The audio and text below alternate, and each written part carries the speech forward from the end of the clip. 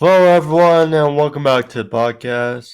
I'm your host, Joel Love, here with your AEW Rampage review for June 17th, 2022, but which saw the return of Sting. Sting made his return after the Bobby Fish Darby Allin main event last night, which was a pretty decent match. Now, I did have a feeling because, Rampage is taped for most weeks. And I figured because A, the match, and B, I didn't see the spoilers, but I did see a glimpse of a video someone posted on YouTube that Tony Khan posted after Dynamite on Wednesday post show. So you figured he was going to be involved some way, somehow. And good to see Sting back after Colorado, destroying his ankle. Now, I assume this would lead to a Red Dragon versus Darby Allin for Sting match. We'll see, but it's up in the cards. Anyways, thank you for joining me. If you're new to the podcast, today, if you want to see more videos, click that description, please, in the corner. How about the channel? How about the video? But yeah, my pro wrestling views all on the channel. You can find my AEW Dynamite review on which I posted on Thursday,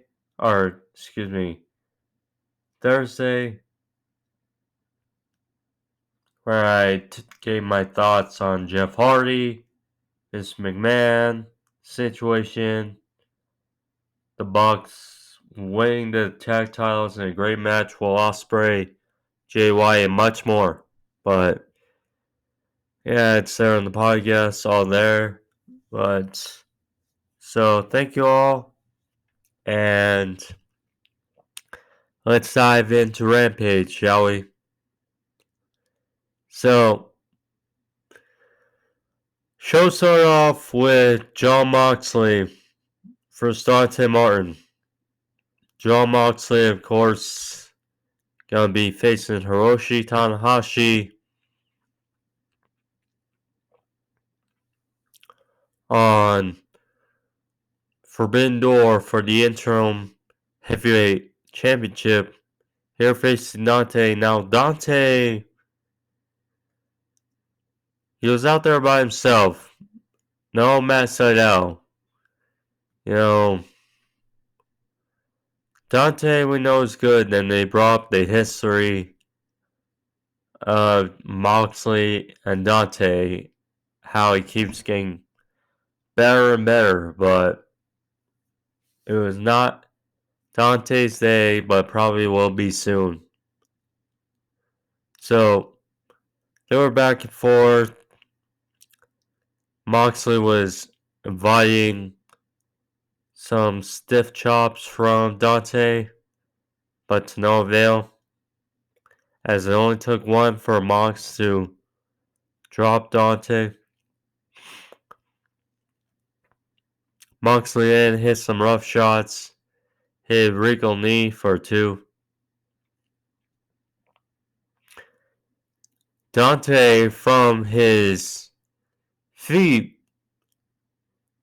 he flipped over, landed a flipping hurricanrana, launching Moxley off the top rope.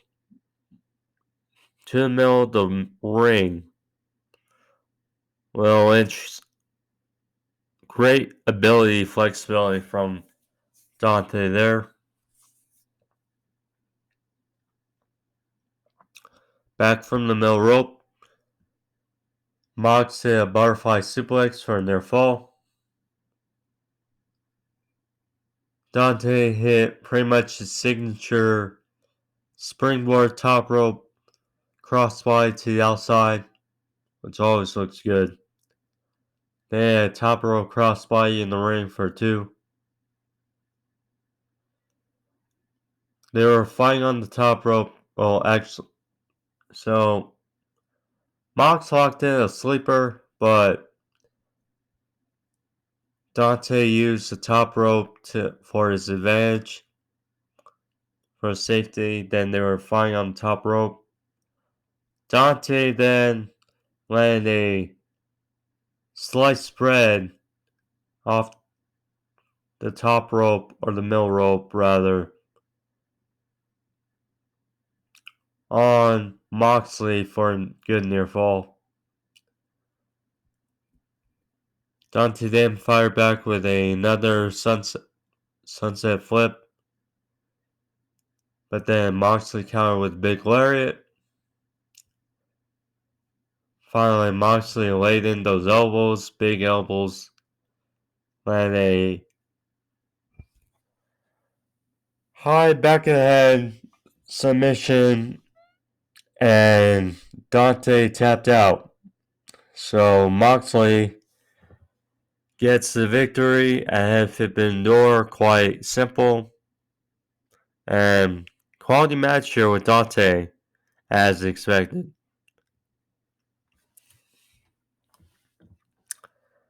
House of Black and Death Triangle. They exchanged some words in pre-taped promos ahead of Malachi Black and Penta Oscuro's match on Dynamite Wednesday, which should be a barn burner. Great match to look forward to.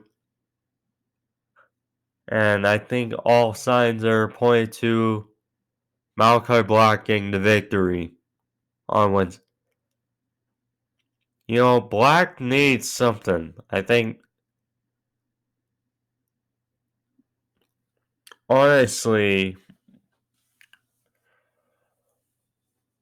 if Malachi Black does not win the fatal 4-way at Forbidden Door, I'll be massively disappointed. I mean, yes, Pac's been there since day one, but, you know, he feels almost bulletproof, like he could do anything, really, for AEW. Same with Miro. I mean, just came back. Black and House have not done. I mean, Julia Hart is now a member. Okay, good. But something else has to happen because they've been too much off TV.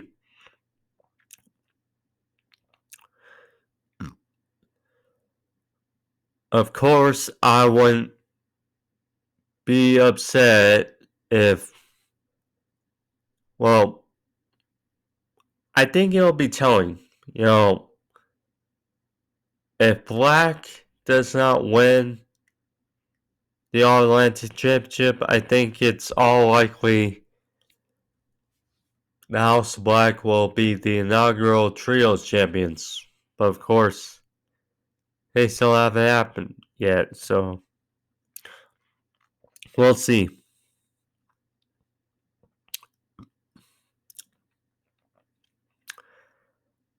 Gun Club. Austin Colton Gunn and Max Caster of the Acclaimed face off against Leon Ruff and Bear Country. Leon Ruff, of course, a former NXT North American champion, paired with Bear Country. These are 3 tag teams, in a couple years' time. Well, the Acclaim's ready. It's just unfortunate because Anthony Bowen's injury, but this dynamic with the Gun Club is a bit hilarious. I mean,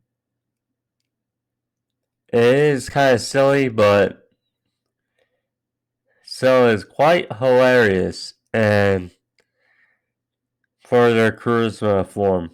And Gun Club are still getting there, but they're doing well. But this match didn't last much, but quality. So Gun Club win here with their quick draw, followed a mic drop elbow from Caster for the win. And Max Caster and the Gun Club get the victory. So,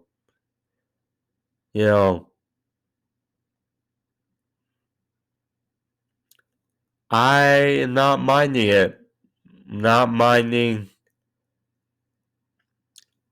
I am curious to see where the end game is for this dynamic. Because, like I just mentioned, the Acclaimed are ready. And they are easily one of the best tag teams in AEW. And if it weren't for Bowen's injury, they'd be vying for tag titles. And of course, the Gun Club, like I mentioned, are on the way. So, we'll see. We shall see. Hookhausen. So, Lexi there was trying to get a word in with Hook. Hook barely mentioned anything, but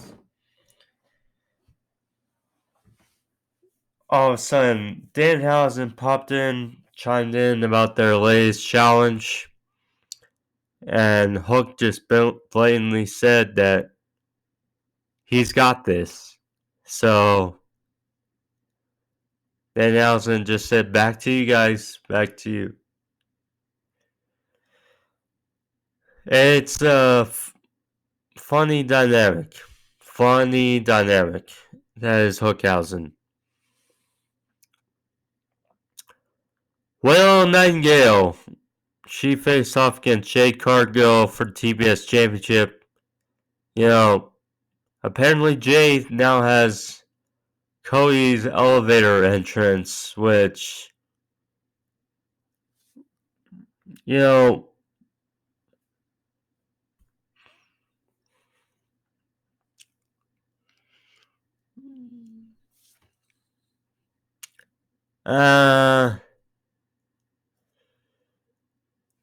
Cody,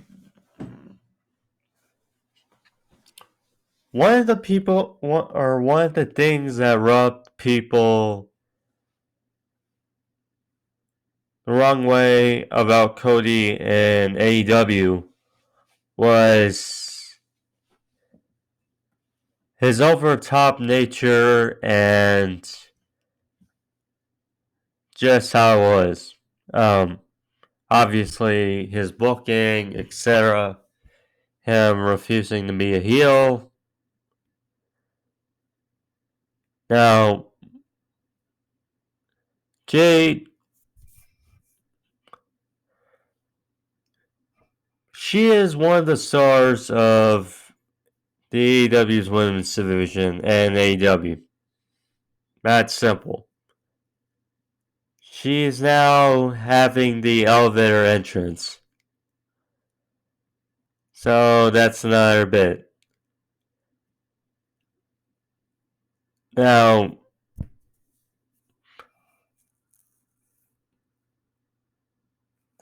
I don't know. We'll just see how it rubs, how people enjoy it, like it. I mean, the more things change, the more they say the same. So we'll see. But nonetheless,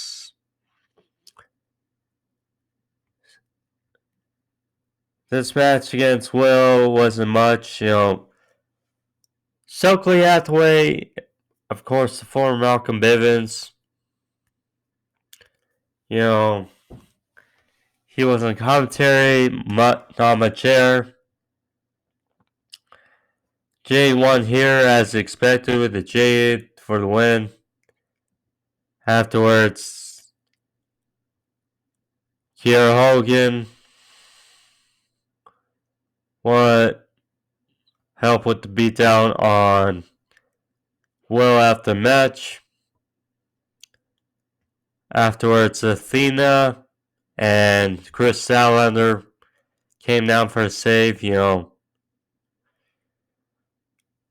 Interesting dynamic, or how the scenarios will fare for the TBS Championship. I mean, I think we know where the loyalties lie for the fans.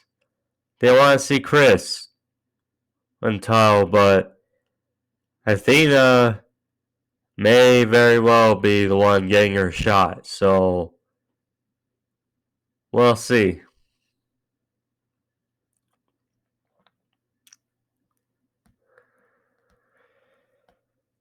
Darby Allin, first Bobby Fish. Now so they announced that Hiroshi Tanahashi will be making his AEW in-ring debut on Dynamite Wednesday. It will be Chris Jericho on the Golem Show for Forbidden Door. Chris Jericho and Lance Archer versus Jon Moxley and Hiroshi Tanahashi. That is definitely a huge tag match for AEW. Tanahashi's in-ring debut on AEW. Get a little preview, it seems, before Forbidden Door. May we find out. Also, I gotta mention, because William Regal, who's on commentary in Jon Moxley Dante Martin's match, he was asked about Zack Sabre Jr.'s call out Bryan Danielson, and Regal praised Zack Sabre Jr., says he has an odd accent though. So may we get a little more soul for that match on Dynamite. We'll see. Could we see Okada on Dynamite? We'll see, but some interesting stuff. Also, who is Jay White gonna face at Forbidden Door? That remains to be seen.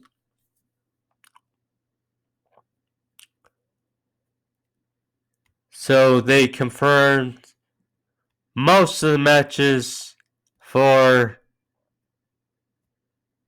Forbidden Door.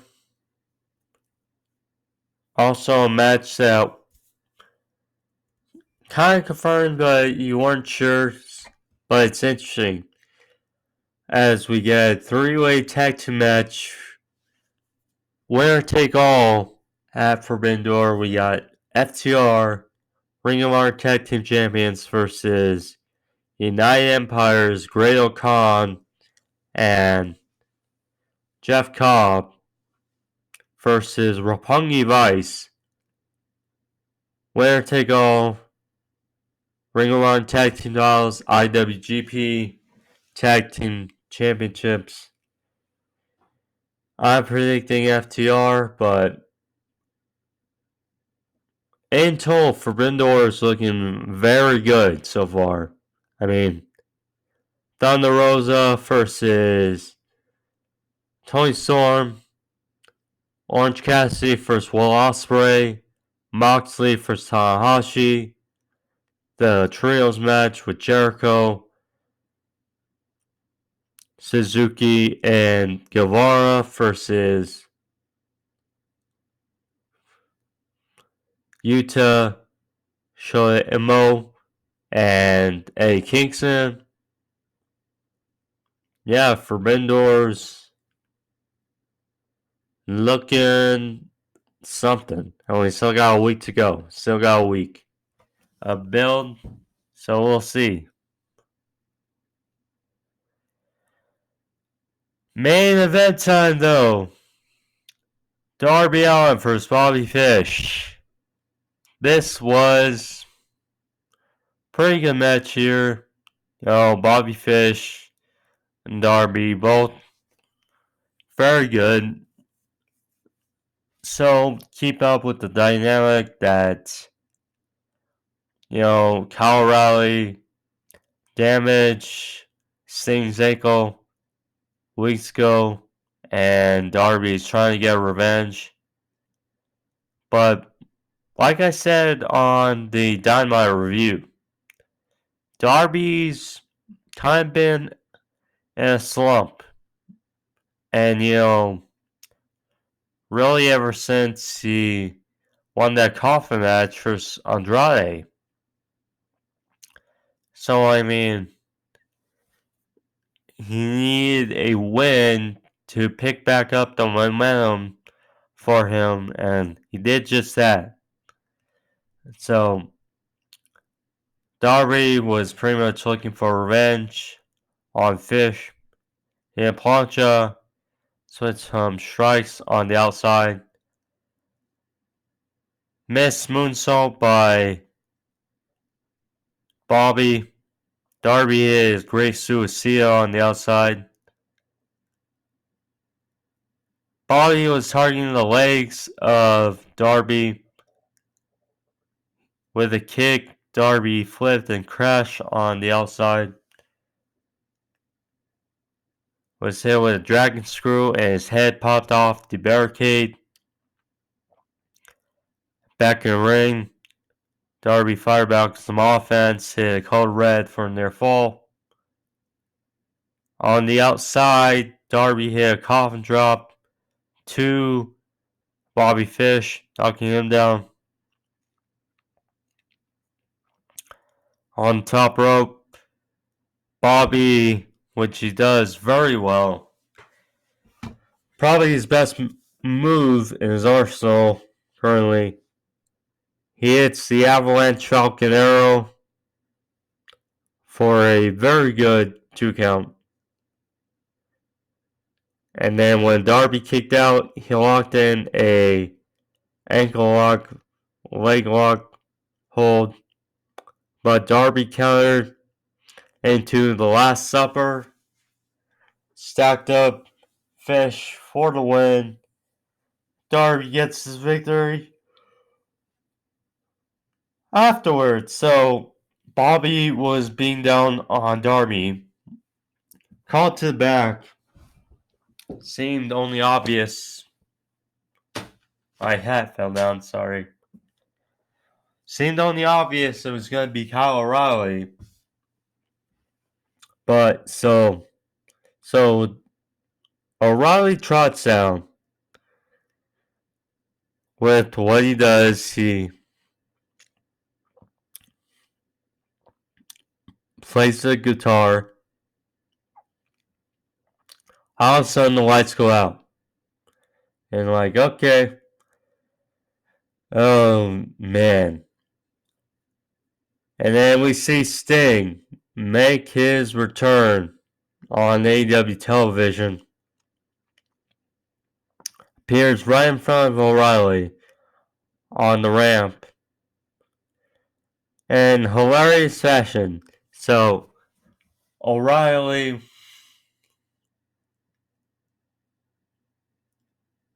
looks to use the chair on Sting. Sting thwarts him with his baseball bat to O'Reilly's junk, and O'Reilly sold the crap out of this bat, and Sting just so gently takes the chair from O'Reilly. Just like, thank you. Like, was hilarious. And then Darby and Sting then get the advantage on Bobby as O'Reilly's writhing in pain. Darby went, so the chair was wrapped around the ankle of Bobby Fish. And Darby, like the maniac he is, hits a Calvin drop to the chair wrapped around the ankle of Bobby Fish. And he said he wanted to snap the leg of Bobby. He may have indeed did just that. So, sweet revenge for Darby Allin. Now, what does this lead to? I perhaps mentioned a tag team match. Although, what happened last night may have to wait. But we'll see. But Darby needs wins. He just needs wins again. Too good to be losing too much is Darby Allin. But nonetheless, it was great to see Sting back and quality match to end Rampage. Decent episode of Rampage. Didn't do too bad, so good stuff there. But nonetheless, that's the episode for you guys. Thank you for joining me. If you like this small review, click that like, leave a thumbs up. Help out the video, help the channel. Thank you. Of course, subscription, click there in the other corner as well. But thank you all. Be safe. See y'all next Thursday for AEW Dynamite. Next Saturday for Rampage. And Forbidden Door is Sunday night. So I'll probably do a review on not this Monday, but the Monday after for Forbidden Door for AEW. So, but we'll see. Nonetheless, thank you all. Be safe. See you next time. I'm AJ Love. Getting out of here. Peace.